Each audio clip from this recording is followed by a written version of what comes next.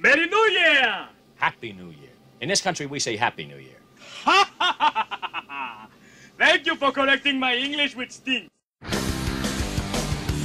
now it's time for another edition of the 12th Man Fan Jam. With your hosts, the Reverend Moses of the St. Paul Island Church of Seahawk Positivity. Well, Hockey New Year, everyone. This is Moses, and welcome 12s to episode 323, Special Cards Part 2 edition of your 12th Man Fan Jam show, the show made up of Seahawk fans from around the world just like you talking about your Seattle Seahawks. Over the next few moments we share together, we hope that you are entertained as we discuss your Seattle Seahawks as they prepare to take on the Arizona Cardinals. So sit back, relax, grab a desired beverage or sin of your choice, and remember, better dead than red. As is with the usual of every show, I am joined by a 12th Man Fan Jam posse, a ragtag group of diehard Seahawk fans just like you from around the world. First is our very own news hound from the state of Washington, fresh off of living it up in Seahawk Nation. Please welcome back Shadowhawk Will. Hi, Will.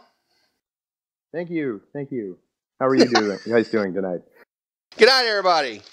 The kids are sleeping. Hold on, let me wake them up, Will. Yeah, Hey, still kids. hungover from New Year's. Kids, Will. There they are. All right. No mercy applause, please. No mercy applause. Too late now. Hey, Will, do you have a New Year's resolution? I do, Moses. I had to switch mine because I had originally resolved to always be quiet and calm and reasonable during Seahawks games, but I decided I wanted to go for something more reasonable, so now I resolved to climb Mount Everest wearing nothing but a thong.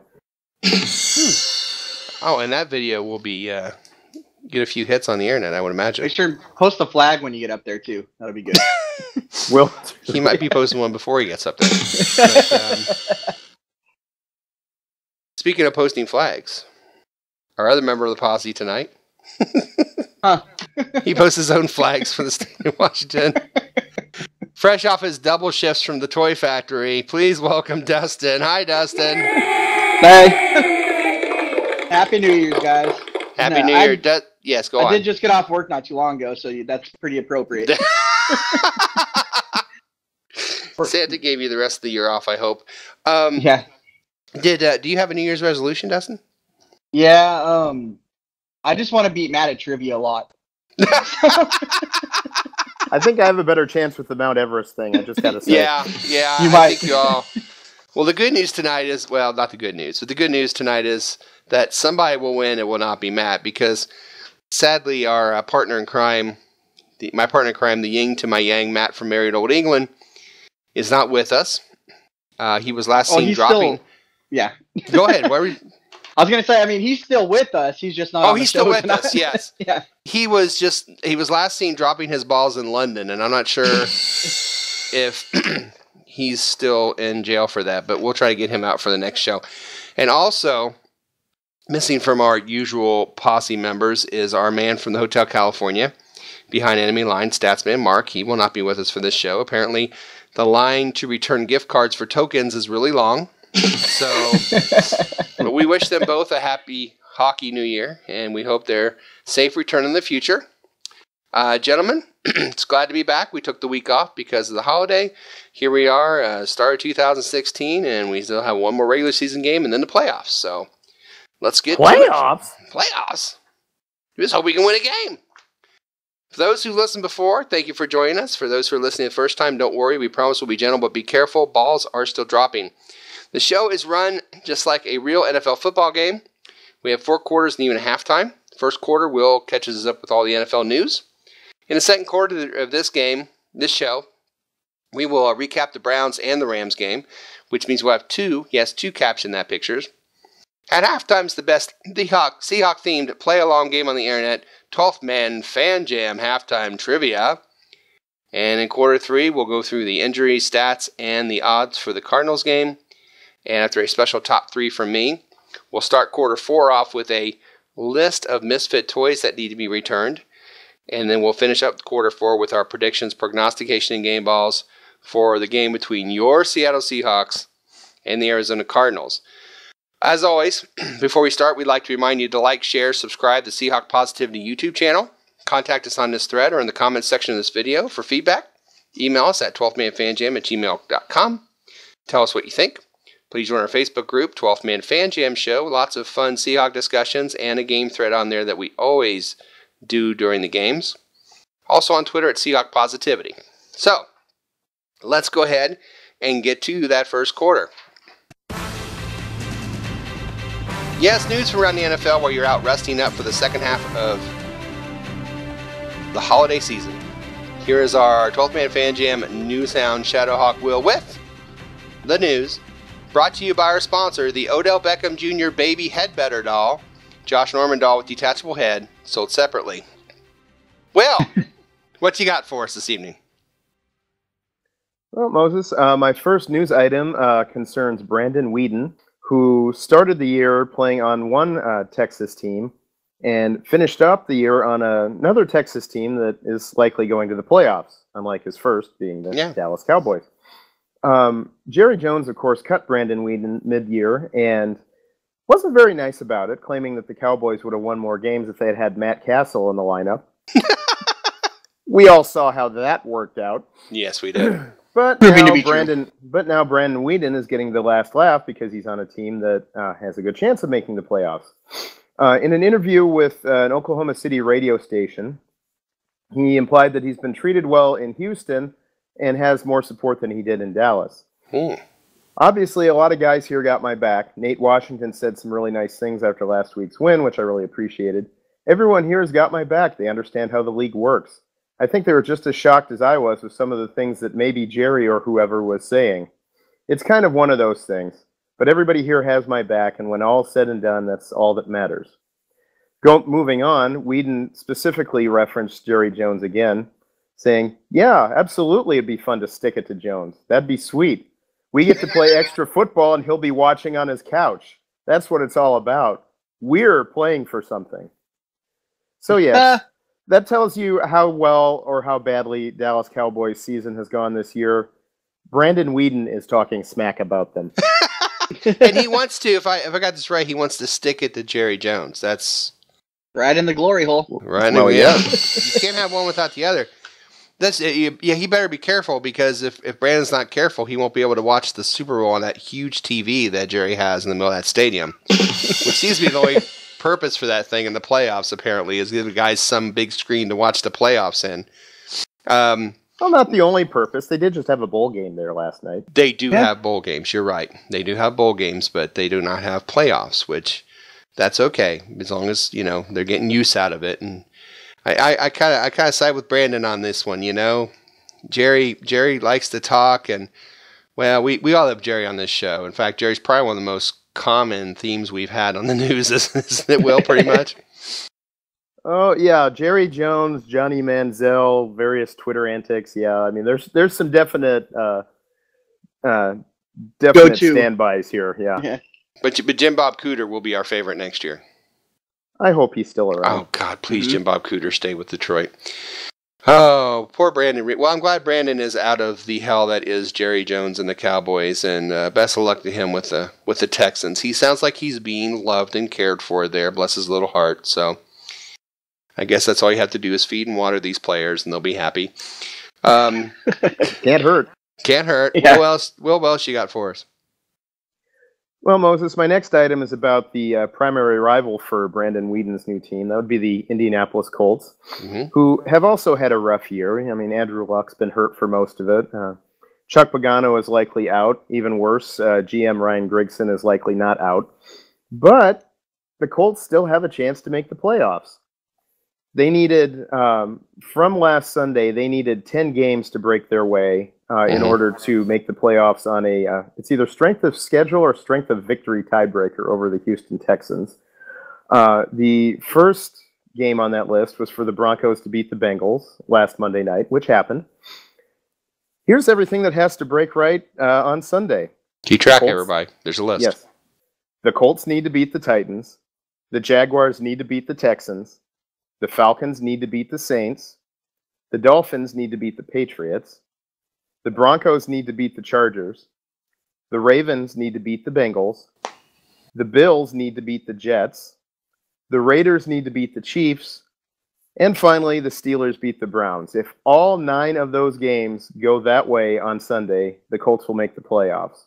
However, I have to point out that Ryan Lindley and Josh Freeman are splitting starter reps at quarterback in practice for the Colts this week. So, yeah, no. That reminded me of the movie Basketball. Have you guys seen that? Yes. They break down the playoff picture, and now we're like, well, after we're 7 months into the playoffs now, and they're talking about how this team has to be that team has to be that team to win, and if that doesn't finally crown a champion, and they're going to have 2-man sack races on consecutive Sundays until somebody wins the division. So basically, what you're saying about the Colts. So you're telling me there's a chance? Nice. You're Just telling about. me there's a chance. Now, I do not. I will tell you this. If you all remember 2003, Seahawks needed like this. They needed 9 things to break their way. I'll never forget this day because I had the NFL ticket since 2001. And this was the first time the Seahawks were really, they went to Green Bay and we're going to take the ball and we're going to score game. But they needed like 9 things to break their way. And the first thing they needed that day was the Saints to beat the Cowboys, which at the time, the Saints were awful. And the Cowboys were over 500. And they were in New Orleans. I remember sitting watching this game, and all of a sudden, like the New Orleans just started scoring. I thought, wait a minute, they're going to win this thing. So then they won. And when it came out at the end, I'll never forget, it was the Dolphins and the Jets. I know, right? 2 AFC teams. What the hell? But if the Jets lost to the Dolphins because of strength of schedule, we got in the playoffs. And Olindo Mare, who was kicking in for the Dolphins, kicked the last-second field goal, I think. It might have been overtime. I don't know. But he kicked the last-second field goal that got us in the playoffs. We got in the playoffs because the Dolphins beat the Jets, if that's not the dumbest thing in the world. 100 more threw him under the bus that year, too. And it was like 10 things had to fall for us that day, and they all did. That's hilarious. So I guess... Although... Whoa, hey, put that saber down. Sorry. Although, Moses, that was all predicated on the Vikings beating the Arizona Cardinals, who at that point sucked even more than the Saints. And yet the Cardinals knocked the Vikings out of the playoffs with a last-second touchdown. That's right. That's right. That was part of that so team. We got it. So all the machinations and strength of schedule didn't matter anyway because the Cardinals got us in. I forgot about that.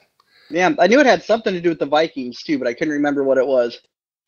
I've still got that sound clip on my computer somewhere. I like to play it every once in a while because it's the Vikings radio crew. It's like, he rolls out, he throws into the end zone, touchdown! No! No! And then the Cardinals have that guy on the radio that sounds like this. Yeah, Wolfley, something Wolfley, I think. He talks like this. Player. I can just hear him. We were listening one time. My nephew and I come back from a Rams game, listening to him on Cyrus Radio or whatever, and he's like, "Is that guy drunk?" I said, "I don't know. He sounds like he's been having about 5 too many martinis." And I bet he would call it a touchdown. Oh no, we got screwed again because we're the Cardinals. Well, at least to my knowledge, he's never gone up to Susie Colbert and said, "I want to kiss you." He has a restraining order. So, Colts fans, if you're... Oh, by the way, real quick, Chuck Pagano, it's official. He will not be back next year. Oh. They made it official today. And my opinion on that is, I think Pagano has done a lot with a little in Indianapolis, to be honest. He hasn't been given a lot. I think he has done mirror acts for the last 3 years. I think whoever gets him as a head coach or a defensive coordinator is going to be very happy. Because I think the guy can coach. Because he has garbage up here. And whoever comes into Indy and has to deal with Grigson is going to be hating life. Oh, exactly. And they're going to take a step back. Anders say he's not the most fun to deal with either. No, exactly. So, Colts fans, if you are listening.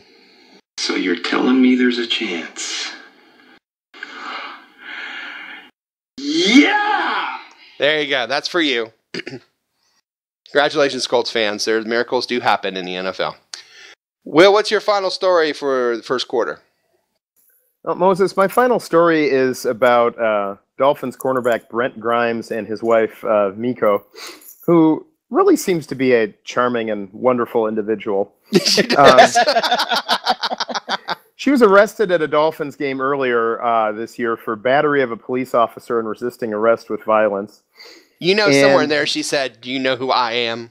Oh, I'm sure. But yeah.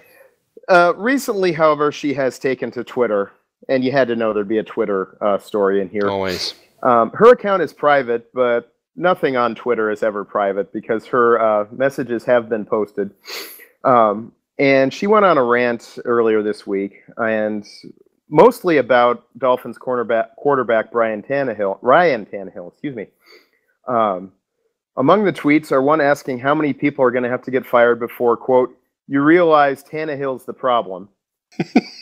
There's another one saying that she should have known the Dolphins would lose because Tannehill didn't complete a pass in 2-minute drills against the, quote, practice squad defense, unquote. I knew this QB stunk the minute we signed to this team, but I tried to keep quiet so I didn't discourage Bay from believing in his team. Bay. Yes, you had to know there'd be a Bay in there somewhere. You knew there'd be a Bay in there somewhere. I hate that. But even better, she then set her sights on several local media members, Armando Salguero and Adam Beasley of the Miami Herald, and Andrew Abramson of the Palm Beach Post, whom she calls the Triple A's, saying, quote, the Triple A's have an agenda. Destroy the defense and make everything look like Tannehill is not the problem. Hashtag got it. And then finally, she posted this. The Triple A's, Armando, Andrew, and Adam. F all three of y'all with Magic Johnson's dick. Oh my God! That's a pretty good line. That's a good line. My God! So, charming. She's a lady. Oh, lady. Miko got a mouth. So That's awesome. the team Christmas party this year must have been interesting. That team photo is going to be fun at the end of the year, apparently. Wow. I just like that she's dating the dude last name Grimes. That just reminds me of Walking Dead. Kind of cool. Rick Grimes. God. Glenn is alive, by the way. Yes, he is. Miko, wow, Miko got a mouth. She, and why does she do this? Guys, I have no earthly idea. I know. Do you not know that other people are going to see this and splatter it everywhere? It's a private account, Dennis. Okay? It's on the internet, Dustin. Damn it. Dustin, I do not think private means what you think it means on the internet. It might not. during in between quarters, Dustin will be going and doing a lot of changing on his internets. Yeah, on the interwebs. I'll be fine. I'll be changing. I'll be back in a minute. I gotta fix my web zone. I'll be right back. Where's that damn firewall? Oh my God. Oh my! What? See, if it's not the players, it's the relatives of the players and the owners that just need somebody to say, "Don't go on Twitter. Just don't go on Twitter." Yeah. There are some people who can handle Twitter. Mrs. Grimes, no. It's one of those know, things. They go could ahead. solve the problem if they wanted to. It's one of those things to where if you have somebody, you have a player, you make their family accountable for what they're doing by saying if you do something like that and make it a detriment to the team, then the person you're related to is going to get fined. And I guarantee you they'll have it taken care of. I mean, the military does that with spouses and family members and whatnot. I know the NFL can do it too, but I bet you it'd have to be in the next collective bargaining agreement negotiation. Probably. And just, while we're on the subject, I just, people drive me crazy on the internet that they just can't wait to jump on your wall and disagree with you. And I'm like, I see stuff on my wall or from people that post on Twitter and Facebook that make me want to vomit. But I'm not going to go run to their wall and say that they're wrong or I disagree or blah. It's their life. Yeah. That drives me crazy when people come on. I just want to tell you I disagree with what you put up there. Well, then don't read it. Scroll on. Get over yourself. It's funny. A lot of it doesn't make sense either, which I don't get. There was a thing on Twitter the other day. This guy went after Mark Schlereth for something. I don't remember what it was. Mm-hmm. And it was so grammatically bad. It was terrible. And Schlereth had mentioned that, right? So the guy in his response wrote much better, but he used the wrong form of two. So when I responded to him and I put, the little star and then the correct spelling of two. And then he came back at me like, hey, you know what? Just because your Seahawks use PEDs and you root for a bad team. And he's like, I don't know, just getting on me. And then at the end of it, he calls me a hypocrite. I was like, because I understand You're always the using differences that word. in I don't two. think it means what you think it means. That's exactly what I said to him. I'm not sure you understand what that word means, guy. Well, see, the first brilliant thing you did is cyber bullies love grammar Nazis. So if you're gonna yeah. when they're mad and they're angry and they're posting and you correct them, that they love that. Yeah. They absolutely eat that up. So Yeah. Hey, Moses. I was just doing it to make myself laugh for a second. yes. Well, Hey, Moses. Am I the only one thinking we need to tweet a link of this show to Mrs. Grimes, see if we can get her to go off on us? you know what? I think we have a challenge. Tweet to Miko. Let's see if we can get that done, people. If you're out there listening, you know Miko's. I'm sure we'll find it. But Miko Grimes' address, maybe we'll put that up, and you can tweet to Miko, hey, these guys are talking crap about you, and then that'll end the show. But it was a good show while it lasted. Yeah, it'll go down in a blaze of glory. With some psycho woman, some psycho player's wife coming after us. Mm-hmm. God, well, Moses is closest. So Dennis, Dustin, you and I will have some warning anyway. Well, the problem is Miami's playing here next year, though, from what I understand. So, I don't know. Yeah, there you go. Take that. That'll probably be the game that Little Bo and I go to with my luck. But, yeah, Miko, if you're out there listening, hey, come on now. You can say that, but you can't type it. Think before you type, please. And everyone, that's good advice. Think before you type. Or just think. You just think. That's a good start. That's a good. And speaking of thinking, I think we're going to stop and think about the second quarter. It's the end of the first quarter, bitches. Will, thank you again for wonderful news stories.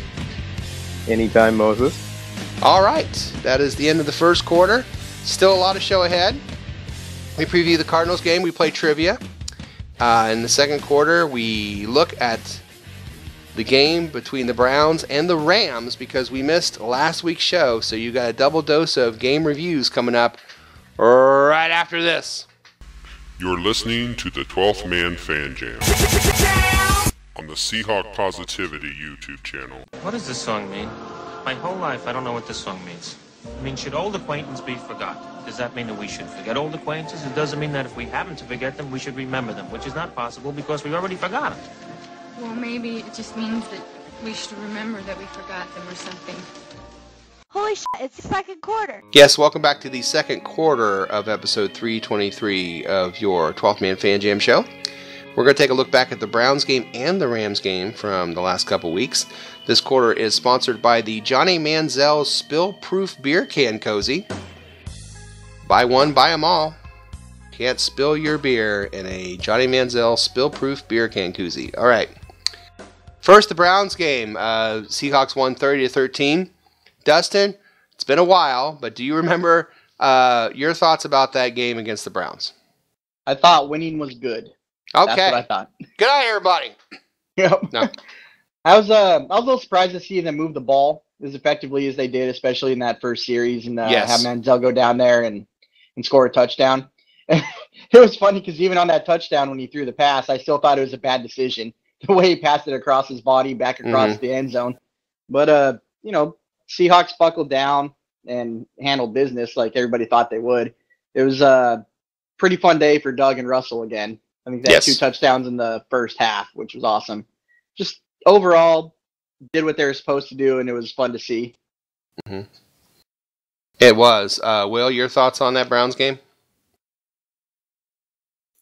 Well, I have to say I was surprised. Thought Manziel did a pretty good job, and I think showed the kind of quarterback he could eventually become if somebody would just lock him in his house every night and not let him go out and get drunk. Because if the guy would just buckle down and put in a Wilson-esque work ethic into his job, I think we saw glimpses of what the guy could be capable of. But as far as the Seahawks, as far as the game was concerned, even after that first touchdown drive, it was just one of those games where I didn't have a doubt in my mind we were going to win, and was not really nervous at all. And again, after that drive, we drive right back down the other way, score the touchdown, and after that, it really was not, the outcome was not in doubt.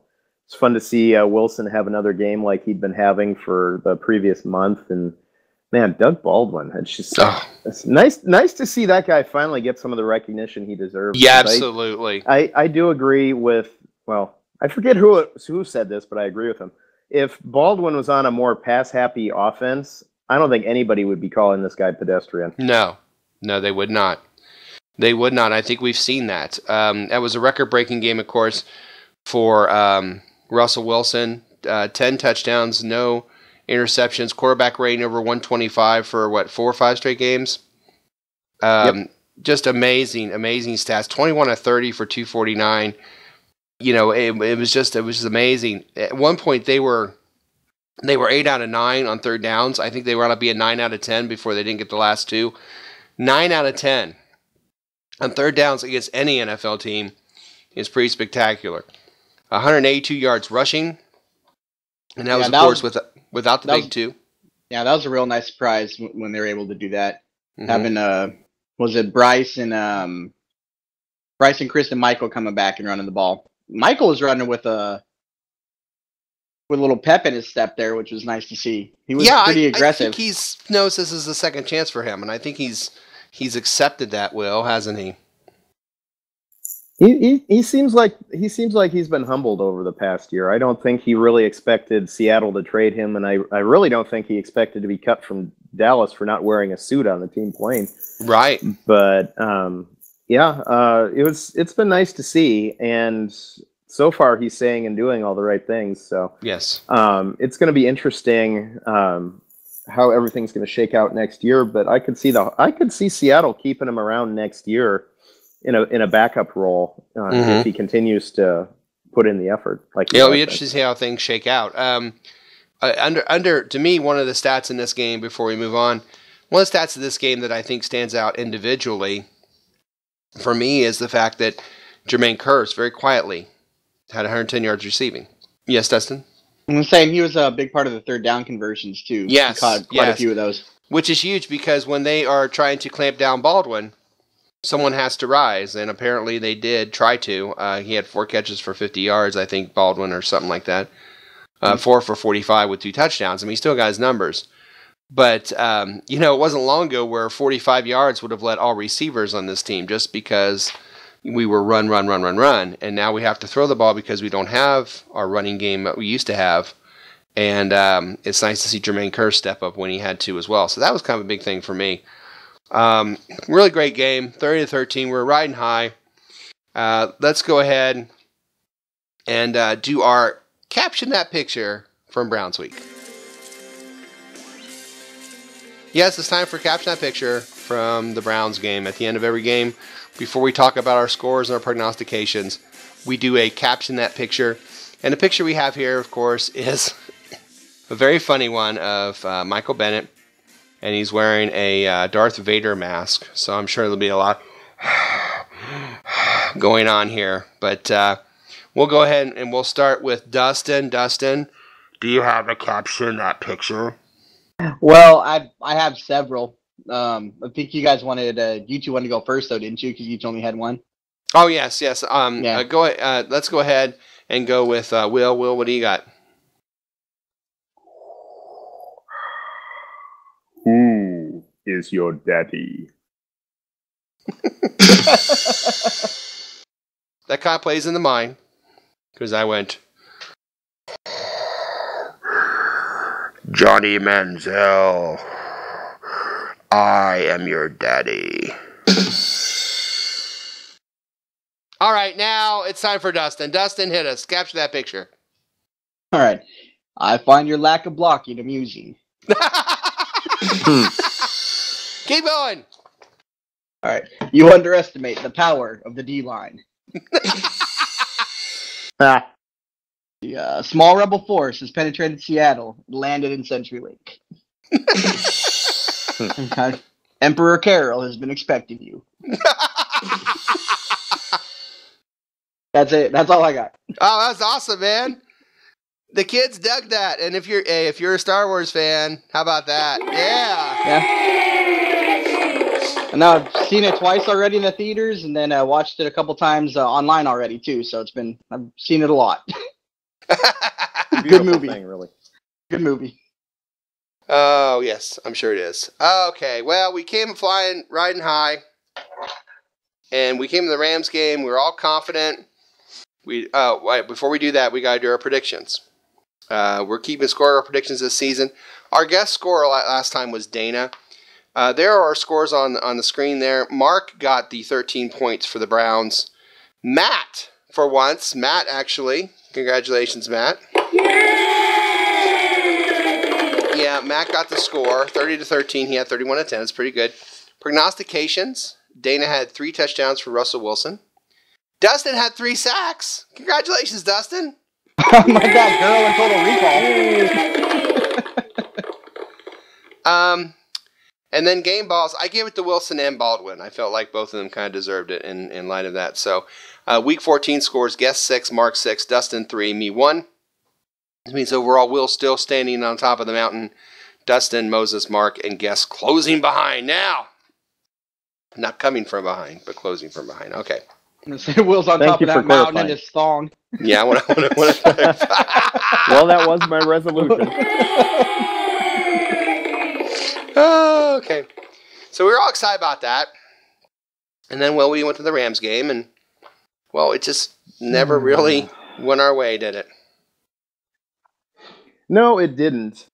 And I was actually, I sold my regular seats. I was down in the south end zone with Kiltman and Mr. and Mrs. Seahawk and all that. So I had a great view of Baldwin's touchdown and a lot of rain falling on my head.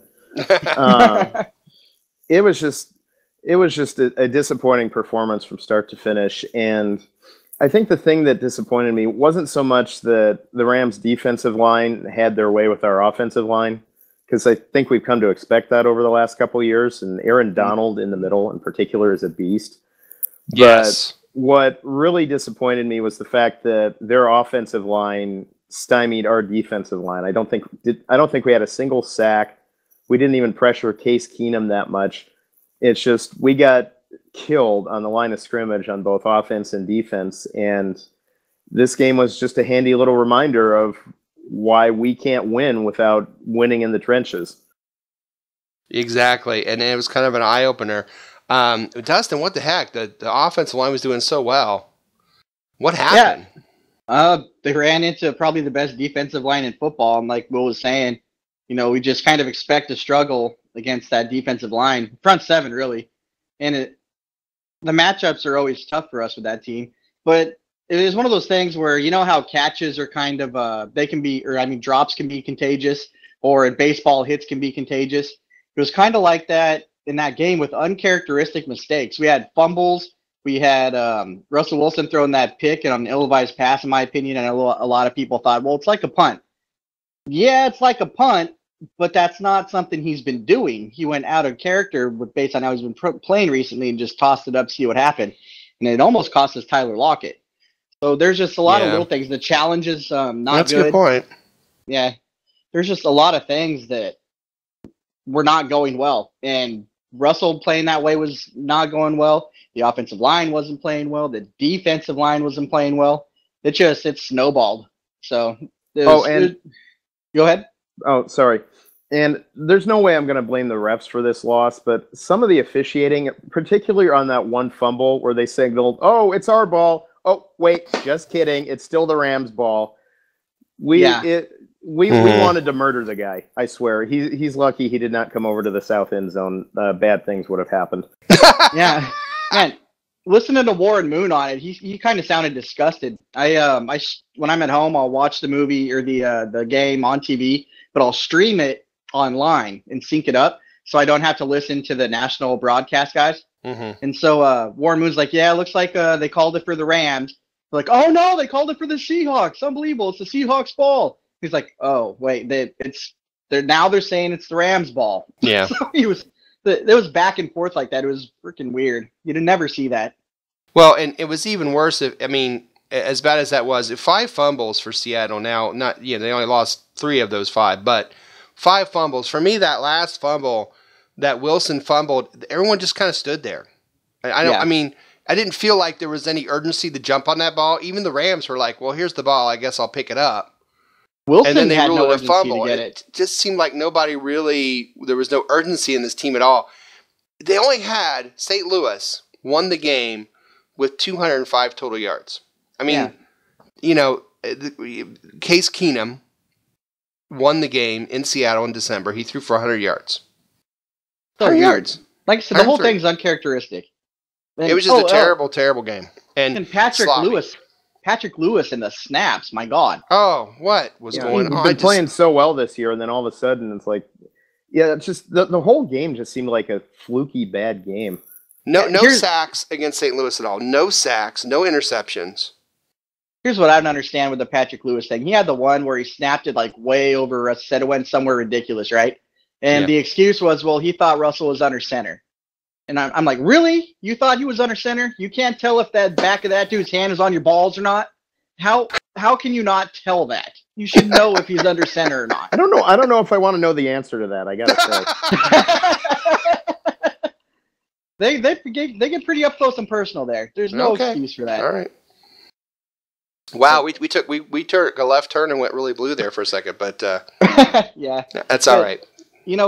As bad as that was, though, I just kind of brush it aside, let it go, because they have not played that bad since Russell Wilson has been in Seattle. That was the first game where he has not had a lead at some point. Mm-hmm. That's I think since high school, bottom. Actually. Since high school? Wow. Yeah, I think so. It never happened in college, I don't think. Never happened in college. Didn't happen in the pros till now. See, that is absolutely rock bottom as far as how they can play with the mistakes and mental errors and referees, like you guys mentioned. That's not going to happen again. So it was a lot of bad, and the thing that even made me more frustrated, like I said, is looking at the stats here, and St. Louis just was god awful. I mean, 5 out of 12 on third downs, 100 yards passing. We really had held Gurley until the fourth quarter. We had really held Gurley down. Now, granted, he did what we're used to with our guy with beast mode. They used him the way when he was sitting down, and they get all worried. Oh, Gurley's on the sidelines, and I'm like, no, they're just resting him for the fourth quarter, which is what we do with Marshawn. Mm-hmm. And sure enough, fourth quarter, fresh legs, he kind of closed the game out for him. He wound up with 85 yards, but I know he had to have maybe 60 going in the fourth quarter. He did not have a lot of yards rushing going in that fourth quarter. Less than 60. I mean, he was nails on that last drive. Right, and he is quite a phenomenal runner. I will definitely give him that. I respect Gurley. I think he's a really, really good runner. They got a steal there in the draft. Everyone was like, why did they get him? But, wow, if he can stay healthy, we're going to have a heck of a time with him the next few times we play them. But just for the record, though, Moses, the only other time we lost a home game in December with Russell Wilson at quarterback, we won the Super Bowl. So there you go. That's not so bad. And just wanted to finish on a high note here. It was a division foe last home game too, was it not? No. Yep. Yeah, yes, it was. It was the Cardinals. And it was last home game. Yeah, imagine that. All right. So let's move on from this 17-23 loss, and let's talk about caption that picture for the Rams game. All right, in this picture we have what looks like Russell Wilson and I believe the now backup quarterback Nick for Foles, the Rams, Mr. Foles. I believe is who he's talking to. Do you have a caption for that picture? I do. Well, Will, why don't you caption that picture? Look, Nick, I'm telling you, once the Eagles fired Chip Kelly, you can go back to Philly if you want. Oh, come on, Russ. They're never going to fire Chip Kelly.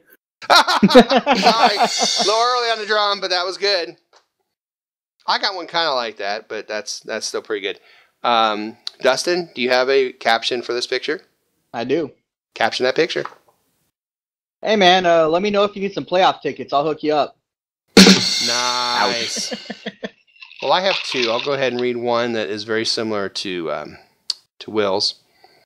Mine is, both of them are Wilson talking. Rumor has it you and your former head coach may both be hitting the unemployment line soon. Maybe you can carpool. Ouch. Yeah, that was a little cruel. And then finally, Russell saying to Foles, we liked it better with you out there. Which I think could be true. All right, quick look at the predictions. Of course, nobody picked the Seahawks would lose, but Matt was the closest on the predictions. Again, that's 2 in a row for Matt. Look out. Prognostications. Dana, 2 touchdowns by Russell Wilson. She was right. Nobody else was close. Game ball, I gave it to Baldwin because he had 110 yards receiving. It's pretty good. It definitely wasn't Wilson's game, or Irvin's or Wagner's. Which means our Week 15 scores look like this. Guess with 6, Matt with 3. Overall scores as we head into this week. Will at 40. Dustin in second place at 35. The guests have jumped up to 33. I'm at 32. Mark's at 28. And Matt's at 16. Okay. Matt's making a run. Matt's making a run.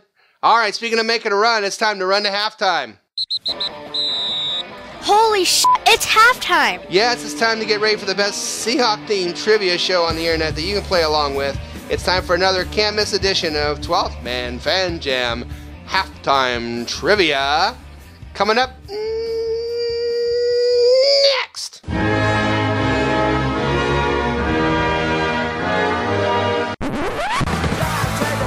Hey, this is Matt, all the way from merry old England, and you're listening to the 12th Man Fan Jam.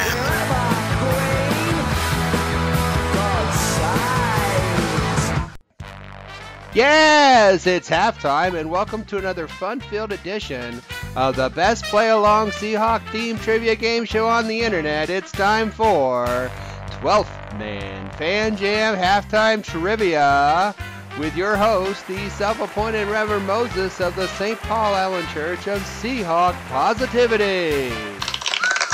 Yes, thank you, me, and welcome to 12th Man Fan Jam Halftime Trivia, the game where you, the listener, and the viewer can play along with the posse while I subject them to trivia questions based on the Seahawk opponent. This week, our contestants are the posse themselves. Of course, that is Will and Dustin. And here are the rules. So here's how the trivia game works. There will be 2 rounds of questions. Each contestant answers 1 question each round. If they get it correct, they get 1 point. After 2 rounds of questions, there will be a final trivia question worth 2 points. If there's a tie after that, then the tied players go on to a special secret overtime question where the winner becomes reigning 12th Man Fan Jam Trivia Champion and gets to have a special 60-second rant between the first and second quarter of the very next episode of the 12th Man Fan Jam Show. As an added bonus to those listeners on the Seahawk Positivity YouTube channel, the questions and possible answers will be displayed on your screen, so you, the viewer and listener, can play along as well if you wish. If you'd like to play along, please let us know how you did on the questions.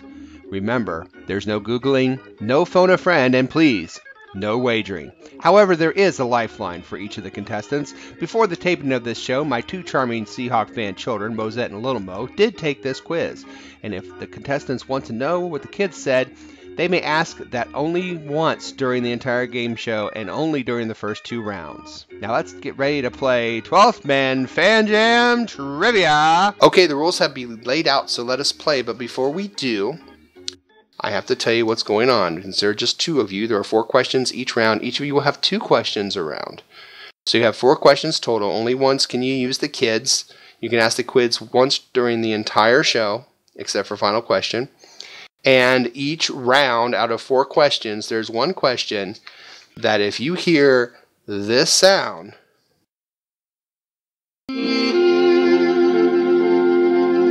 that's of course Old Lang Syne. That means that it will be a review from the year 2015 that probably won't be related to football. So, choose wisely. Imagine that. Will and Dustin. Okay, Will, 4 questions. You get to pick even or odd. Will? Odds. Will goes odd. I'm going to go evens. Dustin wisely chooses evens. All right, gentlemen, here we go. Did not see that coming. Good move, Dustin. Will, your first question. Oh, you hit it right off the bat. Hang on, I need to go get the cheap champagne. I'll be right back. All right, year in review 2015, and your question is this. Will, according to Billboard, What is the number one song of 2015 in the U.S.? Something I probably hate. Is it Sugar by Maroon 5? Is it Thinking Out Loud by Ed Sheeran? Or is it Uptown Funk by Bruno Mars? And there's some organ for you. The number one song of 2015, Sugar, Thinking Out Loud, or Uptown Funk? I'm going to have to go with Uptown Funk because I think that's the only one of the three I ever heard. And if I hear something, it's got to be popular. Uptown Funk. Well, you know, Mosette said Thinking Out Loud. Little Mo said Uptown Funk. He likes Uptown Funk. I would have thought it was something by Taylor Swift. It is Uptown Funk. Hey, Uptown Funk gonna give it to you. Yeah. Don't believe me? Just watch. Will gets funky with his first question. That means the rest of the questions this round will be about the Cardinals and the Seahawks. So get excited by that. Dustin, your first Cardinal Seahawk question is the following. Uptown Funk. Uptown Funk. When Bruno Mars played for Seattle. No, okay. How many times did the Seahawks beat the St. Louis Cardinals? They played them twice. Okay. I'll give you that. Out of the 2 times the Seahawks played the St. Louis Cardinals, how many times did the Seahawks beat them? 0, 1, or 2? I have no idea. I'm going to go for the sweep 2 times. 2 out of 2. Lil Mo said 0. Mosette said 1. He's a pessimist. Yeah. They never beat the St. Louis Cardinals, believe it or not. Boo. Will. We lost to them once, like our first year, right? Wasn't that our first game? Yeah. Yes, it was. I believe it was. Will, your question is about the Seahawks and the Phoenix Cardinals. Seahawks officially played the Phoenix Cardinals twice. How many times did the Seahawks beat the Phoenix Cardinals? 0, 1, or 2? Let's see.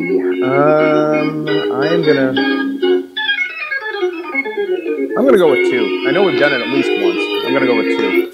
He went with 2. Little Mo Mosette went with 1. Nah, 0. No kidding. They've never beat the Phoenix Cardinals. Never beat them. I was sworn we did. Oh well. No. Swearing's not nice anymore. They were in Arizona. All right, Dustin. The last time the Seahawks lost to the Cardinals in Arizona, who was the leading receiver for the Seahawks in yardage? This would have been the last time the Seahawks lost to the Cardinals in Arizona. Who was the leading receiver for the Seahawks in yardage? Was it Braylon Edwards, Sidney Rice, or Zach Miller? Who led the Seahawks in receiving the last time they lost in Arizona? I'll go with Sidney Rice. I like Sidney Rice. Yeah, I like Sidney Rice. So did the kids. Little Mo and Mosette also went with Sidney Rice. You went with Sidney Rice. No. Braylon Edwards with a healthy 43 yards receiving. All right. That was the famous Doug Baldwin teeth knocked out game. Yes, it was. Yes, it was. Yeah. And that was the first game of Russell Wilson's NFL career. Yeah. And it was like, wow, this kid can lead us down with a chance to score at the end of the game. I was happy. All right. I think it was 3 chances, wasn't it? There was, yeah. Yeah. Okay, so we go to round 2. Will has the 1-0 lead, so Will gets to choose. Will, are you even or are you odd?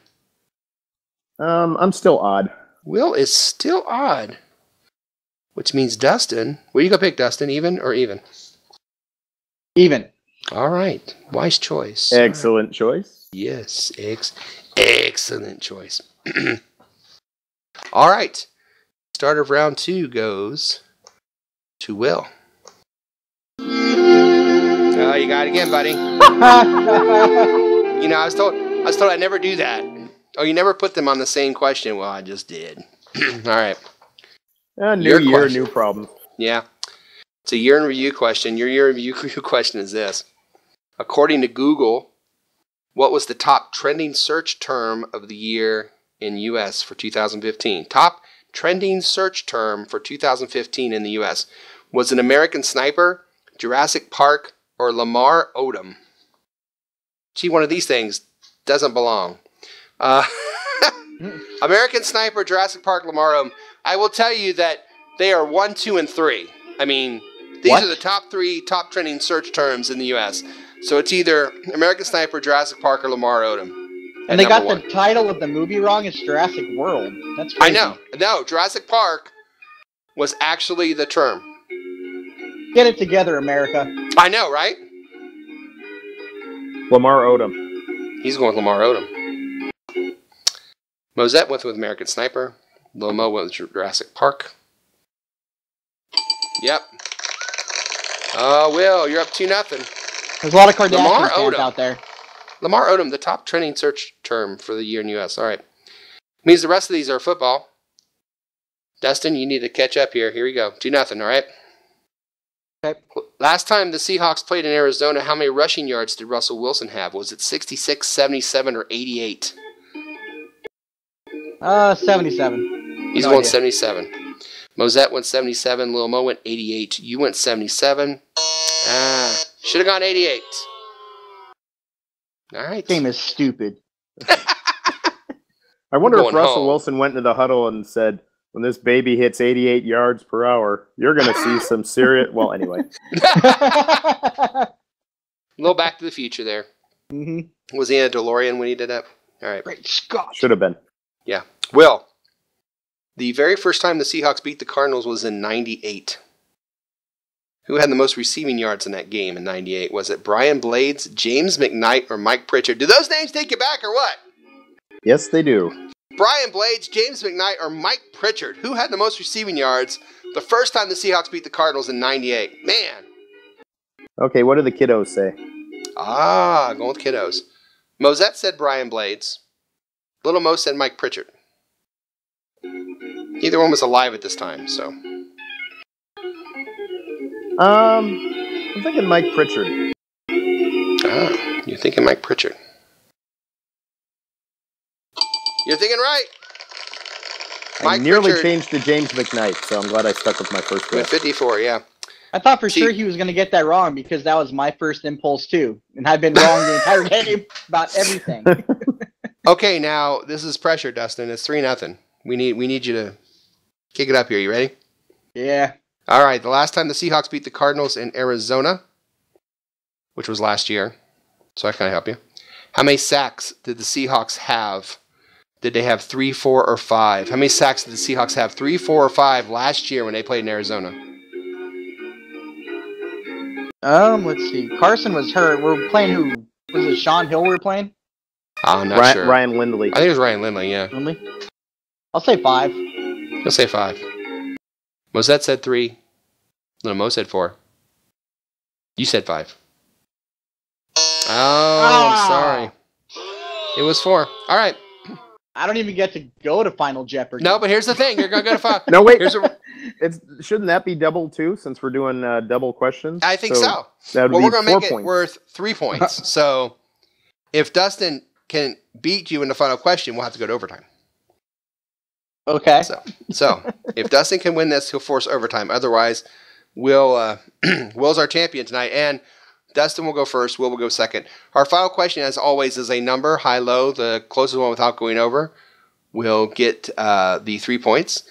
If you both go over, the closest one to the number will get the 3 points. Here you go. Are you ready, Dustin? Yeah. Okay, this has to do with last year. Last time the Seahawks played in Arizona. How many total yards of offense did the Seahawks have?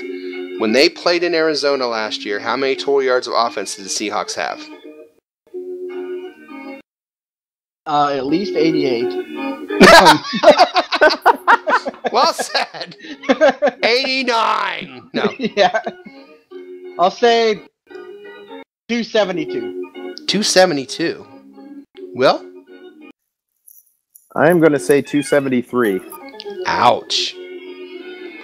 That's Ice World.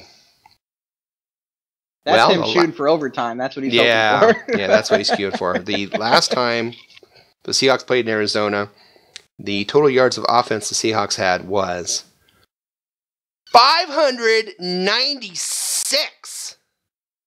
Whoa. Winner takes it all, baby. Will is your 12th Man Fan Jam halftime trivia champion. Congratulations. Why, thank you. Well, thank you. Yes, it's been an amazing, action-filled, winning version of Halftime Trivia.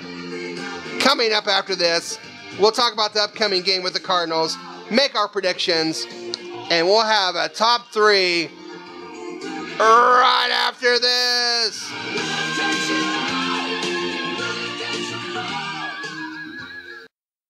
You're listening to the 12th Man Fan Jam on the Seahawk Positivity YouTube channel. I hate the Cardinals. Holy shit, it's the third quarter. Welcome to the second half of episode 323 of your 12th Man Fan Jam show. In the second half, we take a closer look at the Seahawk opponents. And in this quarter, we talk about the injuries, the stats, and the lines for the Seahawk game as they prepare to face the Arizona Cardinals in Arizona on Sunday. So, let's take a look at the tail of the tape first. When Seattle has the ball, as you see there, we're talking about the Seattle 5th-ranked offense against the Arizona 5th-ranked defense. When Arizona has the ball, we have the number 2 defense against the number 1 offense. Some heavy numbers there. When you look at the numbers in this game, they match up pretty well. What stands out to you as maybe a stat that the Seahawks can kind of hang their hat on going in this game? Well, it's kind of hard to come up with something just because of how well Arizona is playing. But I just look at what Seattle's done this last month, and I honestly do think that last week was just an aberration. And we've seen what Wilson can do when he gets rolling. And I think if we can give him a little bit of time, which is going to be rough with Okung probably out and Sweezy definitely out, but if they can just give him a little bit of time and a little bit of pocket, we're not going to get 596 yards against these guys again, but we're going to get plenty. Yeah, that game at home against Arizona, Dustin, what maybe you could argue was maybe one of Russell's worst games, and yet there we were, very close in the fourth quarter with a chance to win that game. Do you take something from that game, or are they both just completely different teams? I think they're both different at this point. I don't know. I don't really take anything from a game that happened that long ago, to be honest with you. Different players are going to be playing. Different things are happening right now. Different ramifications for the game because of everybody knows what's going on in the playoffs and what needs to happen for certain teams to get what they want. So I don't really take much from it, to be honest with you. I think a key stat for me, though, is going to be third down conversions. If we can continue to be good on third down and get those conversions in any way, shape, or form, I think we're going to be just fine as far as the offense goes, and the defense is solid, so I think we'll be all right. Real quick, the playoff scenarios is simple. If we beat Arizona, we'll either play Minnesota or Washington, depending on Minnesota Green Bay, or Minnesota and Green Bay's game. If Minnesota wins and we win, it'll be Seattle at Minnesota. If we win and Green Bay wins, it'll be Seattle at Washington. If we lose, we're going to play either Minnesota or Green Bay. We're going to play a loser of that game. So, I thought you were going to say it's simple. If we win, we're in the playoffs. If we lose, we're also in the playoffs. Yeah, we could do that too. Yeah, that's, I'm not going to wrap my head. To me, I don't care. We're in the playoffs. I don't care who we have to play. We have to win 3 games to get there. I don't care who it is. And I really don't. I really don't care who it is. We got 3 games on the, 3 games on the road to get a trophy. So that's all I care about. But I know. I kind of do a little bit. I want Seattle to get the 5th seed. I want them to win their games. I want Minnesota to get the 6th seed. I want them to win their games, and then I want to host the NFC Championship game. That's my ideal world. Other than that, oh yeah, my I God, think you choked me up. if that happened, that would be pretty ridiculous, but in a good way. But yeah, honestly, a couple weeks ago, everyone was like, "Oh, we got to get the 5th seed because we want to play Washington." Washington's playing it pretty good these days, and they're playing well at home, which I'm not real happy about because they would be home. To me at this point, as long as you got a 1-6 shot, just bring them on. Yeah, exactly. Yeah. So let's go ahead and look at the injuries coming into this game, Dustin. It doesn't really look good for Seattle on a lot of fronts, does it? Yeah, especially on the offensive front. You got Okun's doubtful, Sweezy's out, Luke Wilson's out, Marshawn's out. The offensive line's going to be hurting. we're already down tight ends with Jimmy being out and McCoy going on injured reserve. So having Wilson out hurts. And Marshawn Lynch obviously is a bad thing because we don't have Rawls. He's also out, but that's, we already knew that. We knew and that. The way the running game looked last week, it gives you a little bit to worry about. So it's kind of grim there on the offense. Now on defense, I think the only main thing is that Cam Chancellor. I don't think he's going to play. And I think it's funny they list him as a pelvis injury, but everybody talks about him hurting his butt. So it kind of cracks me up a little bit. Well, he was plenty butt hurt earlier in the year, so it's only fair. Yeah. Well said. Well said. And then when you look at the Cardinals, Honey Badger's out with an ACL tear, which my feelings aren't hurt about that. I hope he recovers well and all that, and hopefully his career continues. I'm not going to miss him on the field. No. And then Carson Palmer's finger is kind of interesting. I think he dislocated it, and he got to pop back in. He went out there and played, but that's going to be a sensitive thing. If he hits it on another helmet or anything, really, he could potentially aggravate that and be out for a series or two. So that's he definitely something to could watch be. for. Honey Badger's an amazing player. I'm with you on that. Will, do you think Honey Badger, that's a big deal? Oh, definitely. I mean, would it be a big deal if we lost one of our starters in the secondary, which, by the way, we have? Yeah, I mean, Tyrann Mathieu, you got to give the guy credit. I mean, he had all the talk coming out of college, but he's been nothing but a model citizen and a great teammate. Yeah, and he showed what a steal he was in the third round. So yeah, the guy's good. He's one of the better secondary guys in the league, and yeah, they're gonna miss him, and hopefully they're gonna miss him this Sunday. Yeah, I agree. I have a hard time hating this Cardinals team. There are a bunch of guys that are really putting their act together. They've got a running back now, and that rookie from the U. I believe his last name is Johnson, if I'm not mistaken. Half their team's last name is Johnson. So yeah, that's true. It gets confusing. And even though Patrick Peterson, laid out a smack a couple years ago that I'm better than Russ, better than Sherman and all that, the kid can play. I don't know if he's quite Sherman level, but the kid can play, and he's been, I think, a little quiet the last couple weeks anyway.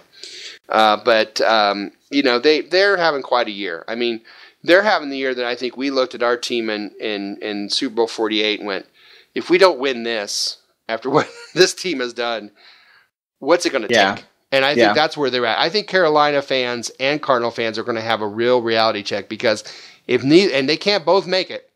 So if one of those teams doesn't make the Super Bowl, as a fan, you go, what does it take to get there at this point? I think what has to happen is they have to beat the Seahawks. So. Yeah, I think you're right. Seriously, though, everyone seems ready to give Cam Newton the MVP. I think it's Carson Palmer. It's a great point. The guy's just been lights out all year. What is it about Arizona? It's just it's where old quarterbacks go and have their careers rejuvenated. You had Kurt Warner a few years back. Yep. Now you have Carson Palmer. Yeah. You kind of saw that the last couple of years, though, because they're like, everybody's kind of like, man, that's a really good team. They're a quarterback away from doing something special. And then this year, the quarterback stayed healthy. So that's the difference. Yeah. So, we've been there, done that. So I can appreciate that. What about the odds there, Dustin, on this game? I think this is the first game, if I recall, that this year the Seahawks are actually the underdog. Arizona's is supposed to win by 6, which rightfully so. The way last week went, and the way Arizona's been playing out of their minds this year. So I think that's pretty fair. I too. Over under is 47 points. So that's a lot of offense for me, given the two defenses that are going to be on the field. Yeah, and we'll see what happens. What do you think on the over under there, Will? I'd take the under. You take the under? I'm thinking of my score, and I think my score is telling me that we take the over. But at 47, that 47 is 27-20, so that is a lot of offense. But these teams, last time it was 39-32, right? Yep. So I mean, they can put up points. I think both of them can definitely put up points. We want to remind you, of course, as usual, that we have a disclaimer. 12th Man Fan Jam Show does not endorse betting on anything or any time. These numbers have been presented for entertainment purposes only. Please don't take this or anything we ever say on this show seriously, ever. That goes for you too, Miko. All right. Before we move on, I did come up with a top 3. So it is time for our live top 3. Believe it or not, get excited by that. And our live top 3, yeah, it's the top 3 things that people hate about Arizona. So get excited. If you don't like Arizona, this top 3 is for you. Top 3 things that people hate about Arizona. Number 3 is the heat. It gets hot in Arizona. It gets like really hot in Arizona. I mean, we're talking. Boy, this is hot. Never got this hot in Brooklyn. It's like Africa hot. It is Africa hot. Thank you, Matthew Broderick. How hot? The July temps average a high from 87 to 109. That's average for a month. Okay, that's hotter than a Seagull swimsuit calendar. That's pretty. They're pretty hot. By the way, if you're listening, girls, ladies, please email 12thmanfanjam@gmail.com for an address. Thank you. Okay. The number 2 thing that people hate about Arizona is, of course, the Scorpions. No. Not those Scorpions. The minor league baseball team from Scottsdale? No. Not the group of Scorpions. The little stinger buggers running around. 12,000 stings of stingers from Scorpions reported by Arizona in 2014. 12,000. That's disgusting, but it's still less than those reported stung by buying movie tickets to Terminator Genesis. So, hey, now I kind of like too, it. Right? I kind of like it. You like it? Know, right. You know what kept bugging me about that though? Just real quick, I'm watching this girl in the movie, and I'm like, God, I know who this is. Who is this girl? She looks so familiar. And then at one point, finally, I was like, you know what? She needs blonde hair and dragons. I know who that is. That's Khaleesi. It took me most of the movie to figure it out. Who knew? Not me, because I didn't watch it. She's on Game of Thrones. Okay. There's Game of Thrones reference, everybody. Mm-hmm. And finally, the number 1 thing that people hate about Arizona is old people. Yes. Arizona has become the hotbed of retirees who turn to Arizona instead of Florida to avoid those pesky hurricanes. In Scottsdale, 20% of the population is 65 or older. That's 20%. The other 80% is apparently those who are single, over 45, and still living in their parents' basements. So, that's the top 3 things that people hate about Arizona. Let's go ahead and get ready for the 4th quarter now. It's the end of the 3rd quarter, bitches. Yes, coming up next, predictions, prognostications, and game balls for your upcoming game between the Seahawks and the Arizona Cardinals. Right after this quick station identification, you're listening and watching the 12th Man Fan Jam show, The Cure for New Year's Eve hangovers. We'll be right back. You're listening to the 12th Man Fan Jam on the Seahawk Positivity YouTube channel. If there's one thing I hate, it's cancer. If there is 2 things I hate, it's the Cardinals. I effing hate the Cardinals. And now, it's time for the 4th quarter of the 12th Man Fan Jam. Here to lead us through the final quarter is once again our host, the self-appointed Reverend Moses of the St. Paul Allen Church of Seahawk Positivity. Yes, welcome to the 4th and final quarter of episode 323. It's time for our predictions, our prognostications, and game balls for that Seahawk Cardinal game on Sunday. But before we do, as a public service, I do have a list of some misfit toys. If you or anyone you know received these toys, you may want to return them as soon as possible, okay? So it's a very short list. If anyone you know received the Ben Roethlisberger play doll, girls' bathroom play set, and submissive Barbies, you might want to get those returned. Thanks for the reminder. Yeah, the Ryan Fitzgerald Play-Doh Beard Factory, that needs to be returned. The Rock'em Sock'em Ray Rice Robots of Matrimony, if you had those. Is that too early? Oh well. The Is Your Daddy Tom Brady DNA board game and DNA testing set. It's better with the drums, thank you. The Kerry Williams Easy Toast Toaster. Yeah. The Jerry Jones glory hole game of hide and seek. And, of course, the Miami Dolphin fishnet and tuna grill. All right. Now it's time for our predictions. Of course, this year we are keeping score on what our predictions are. Scoring's like this. Game ball winners get 3 points. Prognostications get 3 points if they happen. If not, the closest gets a point. Prediction scores on the button. Both teams, 5 points. If you get one team's total, you get 3 points. The closest score gets a point. All right. Here's where we stand. And we have a couple mail-ins, obviously. Our guest predictor this week is Shane Everling from Indiana. Seahawk fan in Indiana, folks. We do exist. He, sadly, turns the other way, and he goes 30-20 Cardinals. 30-21 Cardinals, I should say. Game ball to Russell Wilson. Wilson will have 325 yards, 3 touchdowns, and an interception. He also says it's been a frustrating year, but we got to stay loyal. Buried deep down, I believe this team can still dominate. And I don't think it's been a terrible year at all, but that's the way he feels. It's been frustrating. I understand. That's a weird one. Yeah. 9-7's a far cry from 13-3, but you can't be 13-3 every year. So, but I do believe this team can dominate when it comes to playoffs, especially real quick. We had good news right before we went on air. And if you guys saw this, but Marshawn Lynch is rumored to start Monday back to practice, and he is supposedly in the best condition he's been in his life. So, cool. That's good news. So hopefully he will be in for the playoffs. He's just there so he won't get fined. Exactly. Yeah. Be careful, he copyrighted that. No, he trademarked it. It's a difference. Yeah. Mark is not with us. He predicts Seahawks 23-20. Russell has over 50 yards rushing. Game ball to Russell. He should have opportunities to run on their D, and I think he'll be given our O-line. He'll have to, given our own offensive line and cards pressure, he'll have to run. So, and he wants to wish us all a very happy 2016. Thank you, Mark. Thanks, Mark. Matt's picks 24-21 Seattle. Wilson game ball. And his prognostication is Hauschka will win the game with a game-ending 56-yard field goal.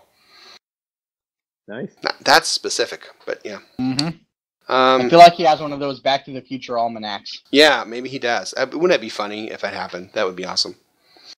All right, Dustin. As long as we win, yeah. As long as we win. Dustin, thanks for joining us again this evening. Yeah, no problem, dude. I'll be looking for the check. Okay. Keep looking. You got a score, a production, and a prognostication and game ball for us? Yeah, I'll go 23-17 Seahawks. All right. I'm going to let Kristen Michael go off this game. I'll say he rushes for over 100 yards. Okay. Cross my fingers. That'd be great. Yeah, I would. And then I'll give my game ball to... why not? I'll give him a credit. Hopefully he has some nice plays out there, does some good things against Carson Palmer. Okay. Yeah. Cam Chancellor's back up right now. Give him some love. Let's see if he makes some noise. Will, thanks for joining us again. Anytime, Moses.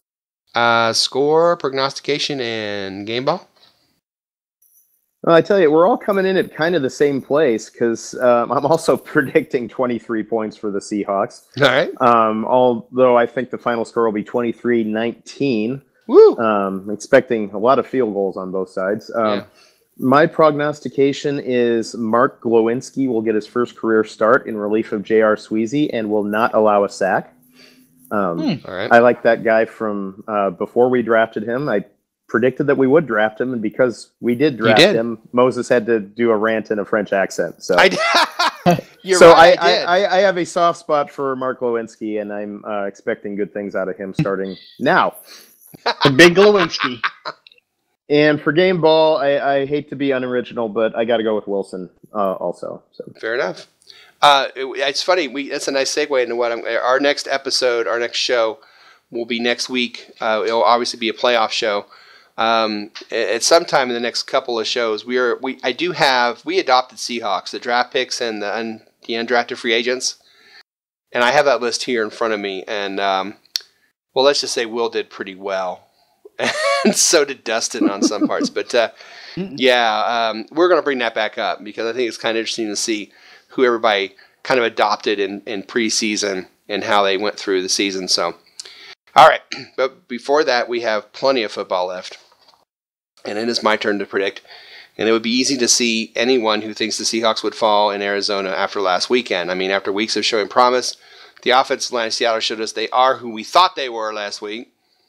That being said, this team is experienced, and they know that if they are to return to the Super Bowl this season's playoffs will not be in front of the 12s, but on the road. And this kind of team is up to the task. Russell Wilson always seems to have monster games thrown against the Cardinals, and this game will be no different. Watch my game ball Jermaine Kearse catch at least 2 touchdown passes. That's my prognostication.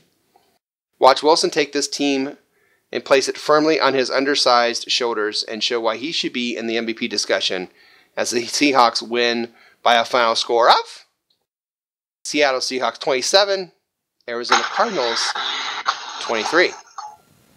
So let it be written. So let it be done. All right. Well, looks like it's time to bring another wonderful and amazing 12th-man fan jam show to a sad close. We're so glad you decided to waste some time with us. As usual, a show that raised the bar here at the Seahawk Positive, the YouTube channel. We hope you laughed a little, and maybe, just maybe, you learned a little something along the way. And what did we learn this evening? Well, we learned that Brandon Whedon wants to stick it to Jerry Jones. We learned the Colts need a miracle to get to the playoffs. Miko got a mouth. Cyberbullies love grammar Nazis. And of course, we learned, finally, that Dustin can definitely know his way around Star Wars scripts. So, Sure. On behalf of my partner in crime, Shadowhawk Will, my partner in crime, Dustin, who's not the Beaver this evening, and for those who are not here, Matt and Sassman Mark, and a special dedication out there to Ian Smudge. We're thinking about you, brother. This is your self-appointed man. Yep. Yeah. This is your self-appointed Reverend Moses of the St. Paul Island Church Seahawk Positivity saying, enjoy the game Sunday, and as always, go Hawks! Go Hawks! Go Hawks! Go Smudge. Yeah.